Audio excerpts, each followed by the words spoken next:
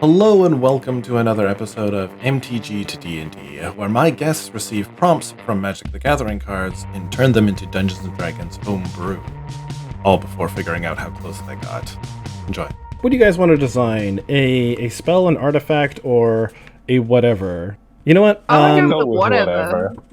Oh, you know what? Yes. Okay. So this is perfect because I wanted to do this anyway. I forgot about this because I thought of this idea and then promptly forgot it as I was prepping. But we're gonna do like the Master Chef style. I'm gonna separate you two. We're gonna work on one, work on the other, and then we'll come back and see what each other's make. The secret ingredient for today is Chef's Kiss. So, Snowch, Chef's Kiss. What do we got? Where do we see our Master Chef moving to? Chef's Kiss. Yes. In short, screw you with the no place thing. It is a place. Yeah. And my mind went straight to Dune and the spice. So I'm thinking, for some reason, I have to figure out why, there is something here that makes it possible to attain tastes that are otherwise not accessible through regular cooking. So would this be like a magic thing? Or just strictly herbal, or... I mean, we're in D&D. Like, let's make it magic, right? Sure, yeah. Honestly, that's kind of how I feel about D&D. It's D&D, let's make it magic. Yeah, Just why like not? Vampire the Masquerade, let's make it be blood something, right? Yeah. I'll have a think, and I'll come back All to right. you the next time you visit me. Sounds good. I'll be back. All right, Burrows, Chef's Kiss, what do you got? I went against your thing and was like, I don't want an item, I don't want a spell, I don't want a location. I'm going Great. with the background. Oh, yeah, cool. So Chef's Kiss is you have skill proficiencies in nature and survival, intelligence and wisdom. I feel like go hand in hand in this one. Tool proficiencies, obviously cooks utensils. That makes sense. Or like whatever it's called. I think that's what it's called. I'm not sure. And so part of your equipment with that background, you get the utensils, a mess kit, which you already get with your adventurers pack, whatever. A large pot and pan and like a portable cooking stove kind of deal, like one that you'd like fold up. And the feature is you've spent years studying the culinary arts and are able to recall any recipe you've made from memory. Provided food and water is available, you are able to attempt to create food and drinks out of any kind of ingredients, even dangerous ones, and keep your party well fed and adventuring safely. Ooh, I like that. Kind of similar to like, I think it's like Outlander, where you're able to collect food from an environment that has food available. Instead, this way you're able to cook them. Nice. I like that. I like that it also kind of makes sense also in an urban environment, because it's just like, pick up some groceries and we'll have a meal. Exactly. Cool. All right. Let's see what Snowch is up to. It looks like you're basically done, though, unless you need to work on some other stuff. I'll check it on Snowch, but we'll probably next time I see you just be in the big three. Sounds good. Snowch, any more developments? So I have decided that this place is currently mostly inhabited by wizards, cooks, and alchemists trying to study the effects of the current water and its implication for magic use. I think what happened here is eons ago, there once was a green dragon, I want to say. I don't remember the colors well, right? But ooh, I'm just gonna do you know what? For visual. You know what? I'm going to say, this place is where once the Tiamat's mortal form was slain, and it has effect on the local area to this day. Yeah, I like that. A god being slain anywhere, I'm sure, would have irreversible effects on the landscape. So I think the issue with this place is this is a place where we change the rules of magic, right? And what you do here only works in this area, unfortunately.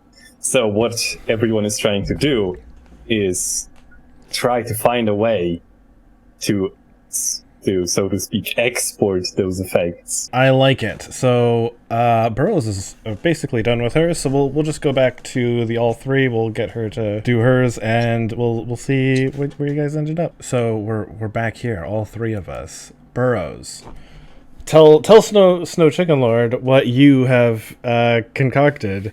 I will say you both said, "Screw the rules. I'm making something else." Basically, Rorik was like, you can make a spell, a monster, or a... item. I always forget the third one for some reason. And I basically went, nah, don't want that. Screw the rules. I'm going to do whatever I want.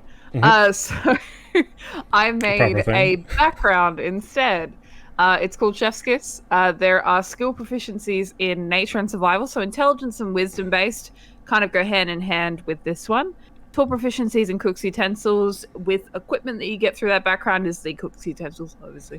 Mess kit, which is obviously already included in your starting equipment, but this is an extra mess kit. You know, a large pot and pan and a portable cooking stove, so you can like just... Great stuff. Makes sense. The feature is you've spent years studying the culinary arts and are able to recall any recipe you've made from memory. Provided food and water is available, you are able to attempt to create food and drinks out of any kind of ingredients, even dangerous ones, and keep your party well fed and adventuring safely. Done. I like it. They know exactly where to cut the poison fish to not not die. Like, or like they know to like boil it more or whatever. Yeah. You know? Cool. Yeah, I really like that. You both kind of went with something different. I told Snooch no, and he said no back. Snooch, what do you got? I asked before, do you have a place that we can create? And Rorik was like, nah, I have one prepared. So I said, screw you. This is now a place called Chef's Kiss, which is a valley in the mountains. Once peaceful, but now, since a few years, following a recent discovery by a wizard, there is a lot of wizards, cooks, and alchemists here because they found that the local water, for some reason, has an effect on what they create. And the wizards later discovered that their magic is different. They can do things they were otherwise not able to. So in gameplay terms, this is a place where we change the magic system in some way. I don't know how yet, but maybe I will work on that later. And the reason why is because thousands of years ago, Tiamat's mortal form was destroyed here once, and so her bones lie there, and in an area around it, it has an effect on the magic itself. I feel like I just kind of I will say completely off the rails when asked. Whenever I do the whatevers, you guys are... I liked that you both came up with extra ideas, because I kind of just say item, spell, or creature because it's the three things that come to mind, but you guys make whatever you want, and it's always awesome. Chef's Kiss, the magic card, is a little different.